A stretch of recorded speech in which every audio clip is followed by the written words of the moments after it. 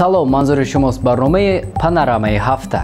дар доираи тавзеъи ҳамкориҳои иқтисодию тиҷоратӣ миёни ҷумҳурии Тоҷикистон ва ҷумҳурии Арабии Миср ҳайати соҳибкорону сармоягузорони мисрӣ ба Тоҷикистон омад. дар ин бора ба Амид Ховар дар Кумитаи давлатии сармоягузорӣ ва идораи амволи давлатии ҷумҳурии Тоҷикистон иттилоъ доданд.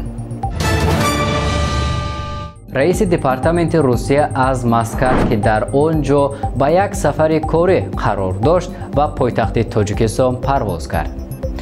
дар ҷаласаи шӯрои вазирони ҷонибҳо дурнамои рушди ҳамкориҳо дар доираи Иттиҳоди давлатҳои мустақилро баррасӣ намуда ба масъалаҳои амниятӣ байналмилалӣ ва густариши робитаҳо дар бахшҳои гуманитарӣ ва илмӣ таваҷҷӯҳи хоса зоҳир карда шуд. дар ин бора Азия Плюс хабар додааст. раиси вилояти Суғд Раҷаббой Аҳмадзода бо муассиси ширкати Зулол Текстил Фират Дениз мулоқот намуд.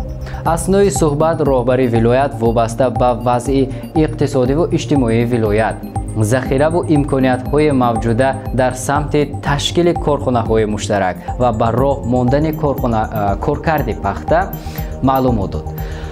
қайд карда шуд, ки дар Тоҷикистон барои рушди соҳаи саноат таваҷҷӯҳи зарурӣ зоҳир гардида, саноаткунонии мамлакат ҳадафи стратегия эълон шудааст. дар ин бора Суғд Ньюз хабар дод.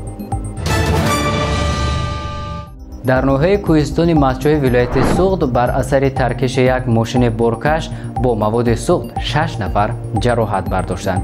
ба гуфтаи раиси маркази матбуоти Кумитаи ҳолатҳои изтирорӣ ва дифои шаҳрвандии Тоҷикистон Умеда Юсуфӣ, ин ҳодиса рӯзи 10 май рух додааст. дар ин бора сомонаи Ависта Тиҷӣ хабар дод.